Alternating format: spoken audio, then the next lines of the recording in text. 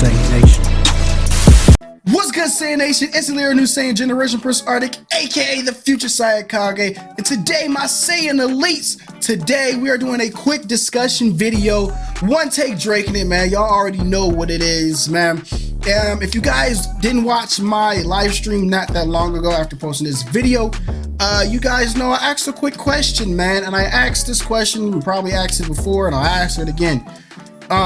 As y'all can see here on this message board on the group chat for Shinobi Strikers, I posted, a few hours ago, if we can get a Shinobi Strikers 2, if we do get a Shinobi Strikers 2, what do you guys want to see being implemented inside of this new game? And boy, as you guys can see, the comments right there blew up. Really didn't think it was gonna go that crazy, but apparently a lot of people want a lot of different things in this game. Just to go to show you, Shinobi Strikers, man, it got a lot of love, a lot of support involved in it. I went on ahead and I read all of these comments. Yes, I read all of these comments already, guys. And I gotta say, a lot of the things that I've seen was definitely reasonable and definitely warranted. But I also seen some things I had to say, now y'all know y'all just not right. So I broke this down just a little bit so we don't actually have to go through every single comment. So most of the community really wants about 5 things all around as far as what I've seen from this post. Mainly, most people, in no particular order, they want server stability. I want that too. That's something definitely going to be talked about later on in this video. Basically, we just don't want to be lagged out. We don't want to have to wait. Loading screens are crazy. We don't want to do all that, craziness, right? Another big thing that the whole community wants is new maps. I can totally agree. I'm tired of playing the same 3 maps. I know it's more than 3, but it feels like it's only 3 with different daylight times and whatnot. Something that I thought was going to be on the game day 1 was going to be clans, or in this case, in-game clans, where you guys can have a whole group and sections and all kinds of stuff. Like I said, we're gonna get into all this stuff a little bit later on in this video. Now, number 4, we have balancing and or security. This has been one of the biggest things later on in Shinobi Strikers life cycle, and it's becoming a nuisance with the modders. I know for PC and PlayStation, and a little bit for Xbox as well. It gotta stop, you know what I'm saying? Security should definitely been way better than what it is, and unfortunately we got people who like to ruin the game. The number 5, one of the top requested things for Shinobi Strikers 2, a potential Shinobi Strikers 2, is something that, remember when I said y'all know y'all not right, alright, is, believe it or not, an open world. Okay, as for this next segment of this video, I just want to read some comments that I thought was pretty interesting and have that effect, if y'all know what I'm talking about. So let's jump into this, man. You see the boy Dustin right here, and he's basically saying clan wars is the man. Like I said, kind of know that already, clans, clan battles, whatever the case may be on that one. But what really shook me up is what he said. I think that range and attack should be together, because Sasuke doesn't have a Sharingan. Okay, and I got my own thoughts and opinions about that. I think that would be interesting to have an attack and a range as a singular type build, and they could kind of do that. I kind of thought going into Shinobi Strikers in the first place that a lot of stuff you were going to be able to customize a little bit more than what you can going on type, but seeing how the game is a MOBA, and I want to stress that enough, you guys are going to hear that a lot in this video, this game is a MOBA, all right? I can see why they split it off like that. So honestly, I still think that range is pretty balanced. They could have probably potentially put range and attack together, but I think the way that it's set up right now actually would probably be the best right now anyway.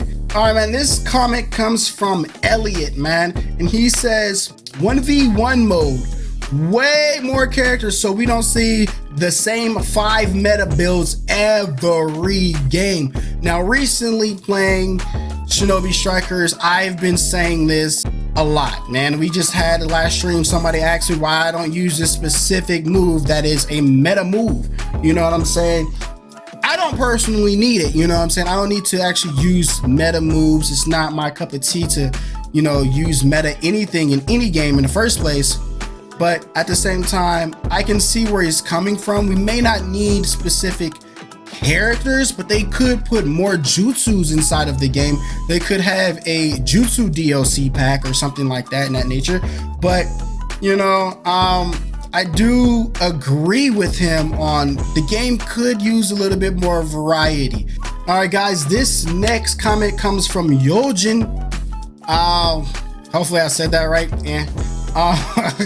But I thought this comment was extremely interesting. A lot of what he was saying, actually a lot of people agreed.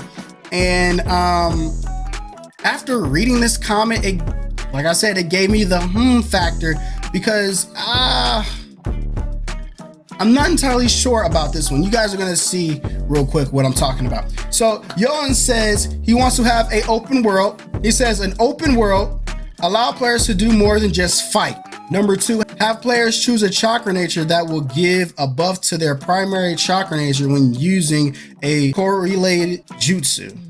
Said that very badly. All right, number 3, when you pick a village to be from, actually make it mean something like you have a special advantage when fighting there. Number 4, allow players to have a clan specific Kekkei Genkai or clan specific buff that are clan exclusive.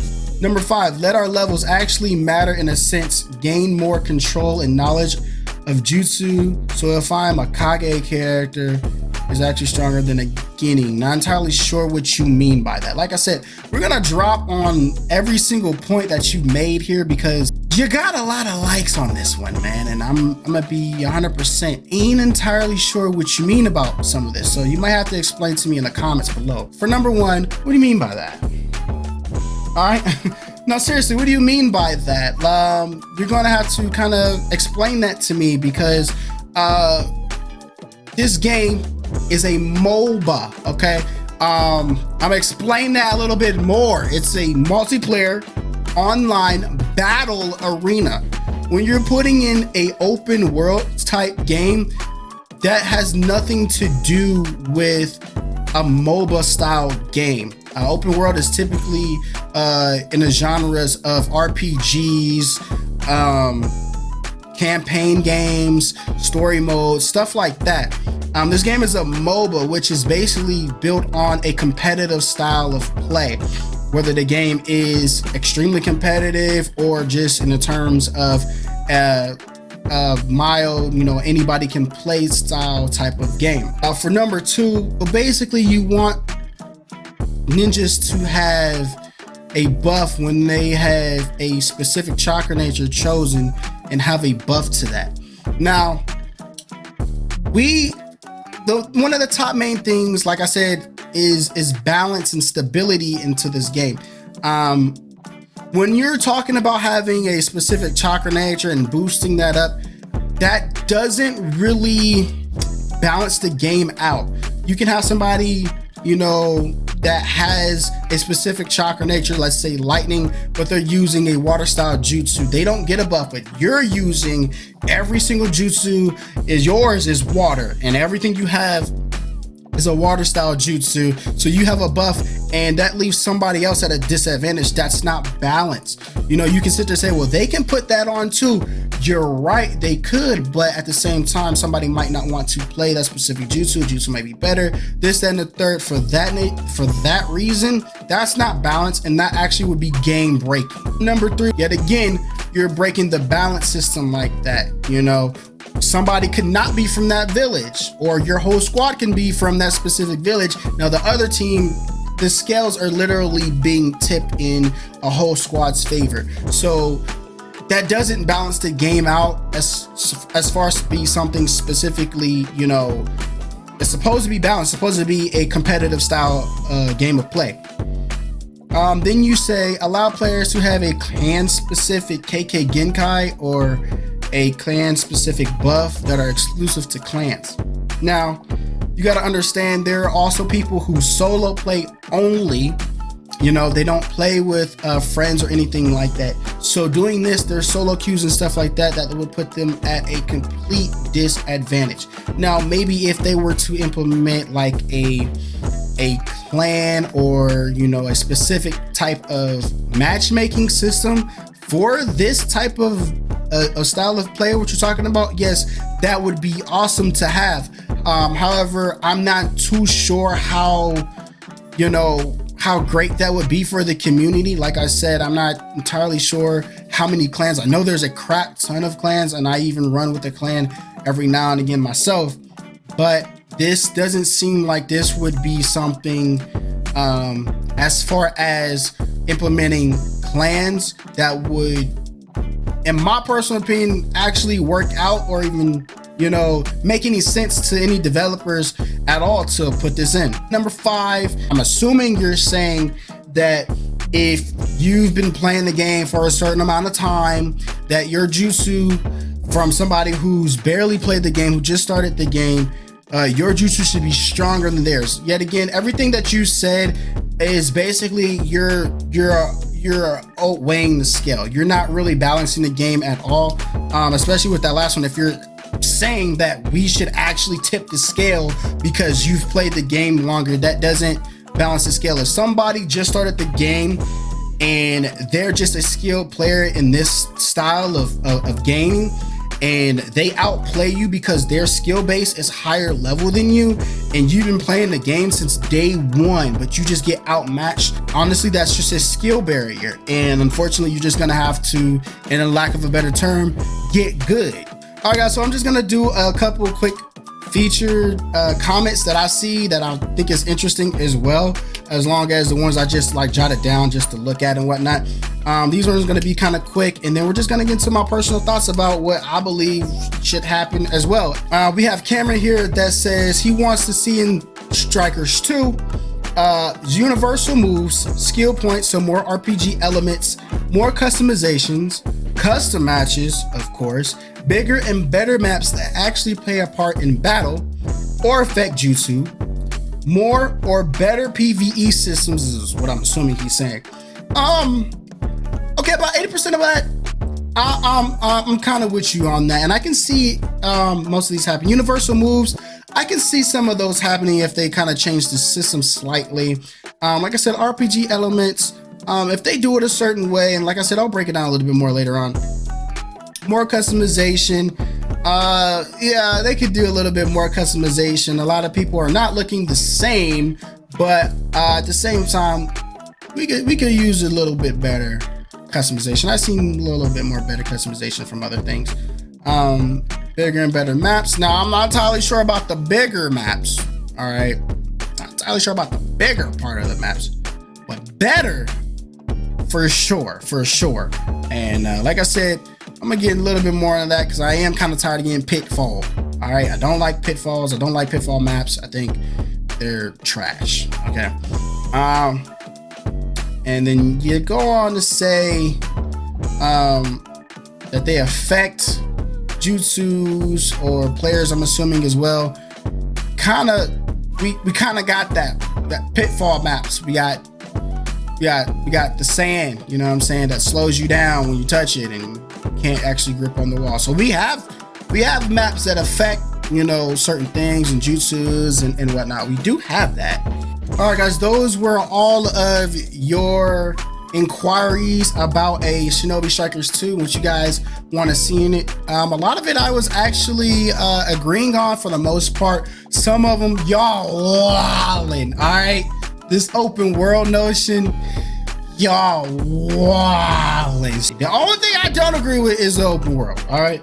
But for the top 5 of the community, definitely those 4, for sure. My personal thoughts, man, private matches or custom matches is definitely a must. I also believe that they should have a rank mode and a custom mode where you guys can make your own custom match. Like I said, a private match or a custom match, as in like a player match, I should say, a player match and they ranked in a player match. So, you know, a lot of people want RPG style elements, whereas if we were to implement skill trees and whatnot, people who are just starting out on a game, they can actually go and play on a equal scale base, similar to like Xenoverse. Like I said, a lot of this stuff I'm really pretty much taking out of Xenoverse, but definitely have a custom match or a player match, I should say, and everybody be on an equal playing field. That way, you know what I'm saying, if somebody's lower, they can be pushed up to, you know, the mid, where everybody else will be pushed up or pushed down in a mid-level. So it's a skilled base game completely, whereas the rank system would definitely go off of your skill base, what you got on the skill tree and stuff like that.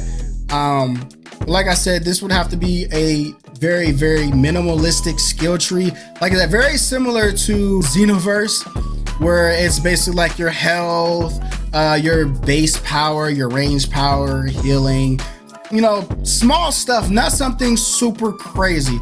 You know what I'm saying? You can customize your ninja in that very slight, you know, element, whereas your types will have a specific a role type specific skill tree by itself. You know what I'm saying?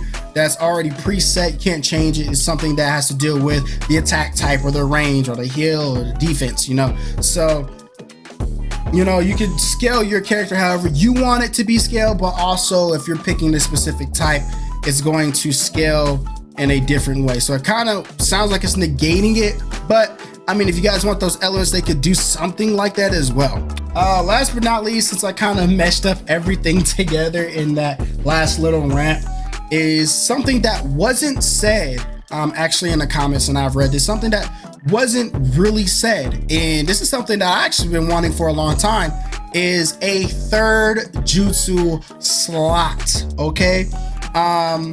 Or what I like to call a raging jutsu slot. All right, now if you think about certain games, certain anime games, they always have sort of kind of a birth move, I guess you should say, some kind of like a birth move. When I mean like that, a move that gives off a buff, but then turn when the move is ended or whatever, it gives you a negative debuff.